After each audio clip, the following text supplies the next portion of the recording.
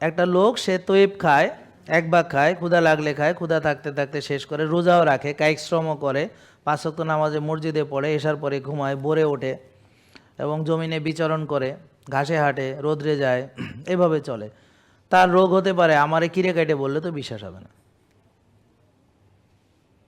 অবশ্যই সে আল্লাহর উপর তাওয়াক্কুল করে, তার মানে সে দুশ্চিন্তা করে না, সে পৃথিবী কেন্দ্রিক না, আখেরাত কেন্দ্রিক চিন্তা করে, আখেরাতমুখী চিন্তা ভাবনা। আর পৃথিবীর ধন সম্পদের তার আকর্ষণ নাই, সে জান্নাতের বাড়ির ব্যাপারে তার চিন্তা ভাবনা, জান্নাতে কেমন বাড়ি টাড়ি হবে এভাবে ভাবে, কবরকে কীভাবে আলোকিত করবে সেটাই তার আগের চিন্তা। এখন সে কতটা সুখ পাচ্ছে সেটা ভাবে না, কারণ পৃথিবীতে একসময় আমরা বিদায় নিয়ে চলেই যাব এবং একসময় আমাদের এই কষ্টের অবসান ঘটবে।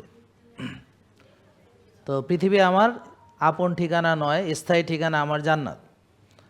তাহলে আসল ঠিকানাটা আমার পৃথিবী না, আসল ঠিকানা হচ্ছে জান্নাত। তা আমরা ছিলাম কোথায়? জান্নাতে। আমরা যাব কোথায়? জান্নাতে। তাহলে আমরা ছিলাম কোথায়? জান্নাতে। যাব কোথায়?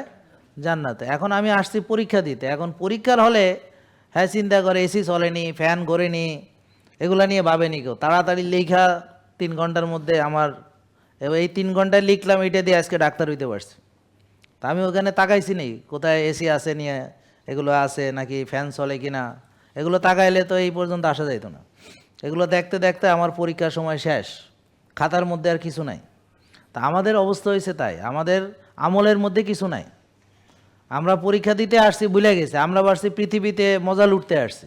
এখন হ্যাঁ মজা নাই কা, এই দুঃখে আর জীবন শেষ।